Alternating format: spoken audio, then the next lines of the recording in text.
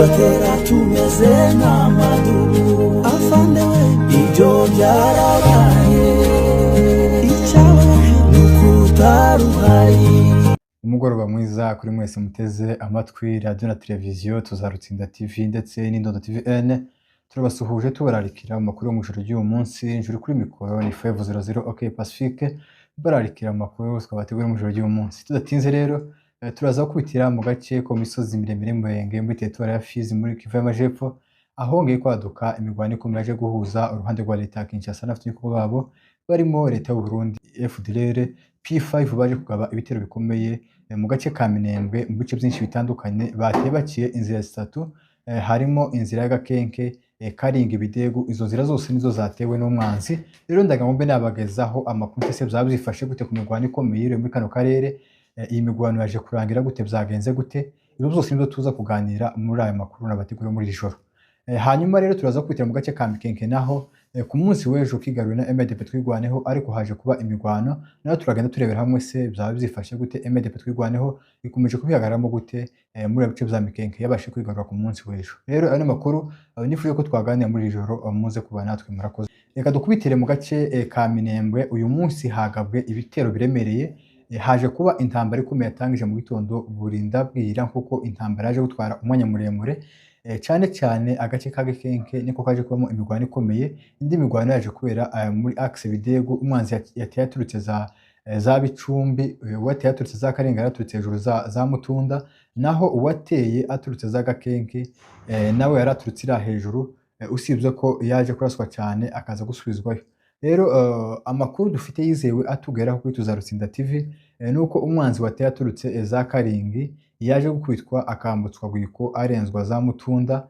Undi mwanzi n'ubundi uwateye aturutse za Bicumbi naye baje kumurasa, n'undi bamusubiza ira hejuru aje za Point0, kuko yaturutse Point0 ariko neragira za Bicumbi. Amaze gushika za Bicumbi niko kuza za Bidegu, ariko kandi umwanzi yaje kuraswa asubizwa inyuma.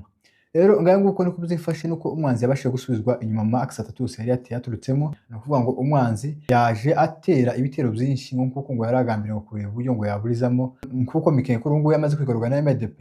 Rero ngo kwaruga ngo bace intege bara bacu bigaruye Mikenke ngo bibasubize inyuma. Umwanzi yarashe aje kwikaza Karinga undi za Bidegu, ariko bose kurungu babambukije Gwiko. Umwanzi ari hakujya Gwiko wose, umwanzi waje agambiriye kurasa abaturage.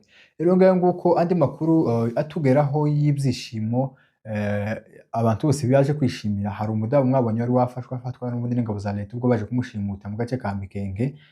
Kuri ubu ngubu nyuma y'uko M23 igaruye kano gace kari mu burasirazuba bwa Minembwe, agace k'ingenzi cyane gafite strategie y'urugamba. Rero wa mudamu Kongore yahamagariraga abaturage bo Minembwe ngo baje kumuzana, kandi yaganye delegation y'abantu bagera muri 5.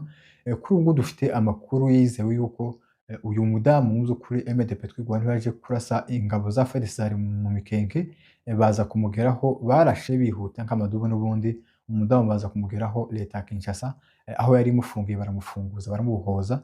Kuri ngo akaba yasubiye mu muryango wiwe. Muzo kuri twabyishimiye nkuko leta ya Kinshasa bace mu gikoresho cyabo Kongoro bazashinyagurira abanyamurenge bavuga yuko ngo bagende bashaka delegation y'abantu 5 baje kumuzana, kugira ngo abo ngabo bagiye kumuzana nabo bashike bafunge. Ariko icyizere dufite n'ibyishimo dufite nuko uyu mudamu nubwo yatotejwe agakwitwa akabwirwa inabi, ariko MDP yabashije kumubohora, kuko we yasanze umuryango wiwe. Bene makuru yizewe twakira agera kuri Tuzarutsinda TV. Dukomeje n'andi makuru nyuma y'uko kano gace ka Mikenke n'ubundi kigaruye n'izi ngabo za MDP zigwana ku ruhande rw'abaturage. Ingabo za leta ya Kinshasa zashakisha uburyo zaje kugaba igitero zigambye n'undi ko habohoza no kwakura ingabo za MDP zihabarizwa. Amakuru atugeraho yizewe nuko izi ngabo za FARDC zateye abacu bigaruye mu Mikenke ku munsi w'ejo, bakezagutse kuko barakomeza za Biraro 2. Rero aho ngaho za Biraro 2 baje kubasanga imitego ya MDP baza kurasa umwanzi bikomeye, bamusubiza inyuma ntiyagera kuco yarashaka n'ubundi cyo kwigarurira Mikenke, kuko Mikenke babakuyeho ku munsi w'ejo. Nuko ngo ibitero batumye za Karingi byagabwe Karingi, ibindi za Bidegu n'ibindi za Gakenke, bivuga ngo bahise bohereza ikindi gitero giceza Biraro 2 kiza kurasa abacu bigaruriye Mikenke ku munsi w'ejo. Ariko kandi zaje kurangira MDP twigwaneho isubije inyuma kino gitero cyagabwe mu gace ka Mikenke. Rero ngaho nguko ni amakuru aturaranye nuko umwanzi yabashe gusubizwa inyuma max yose, aho yari yagabye ibitero ntiyabashe kugera ku mugambi wiwe.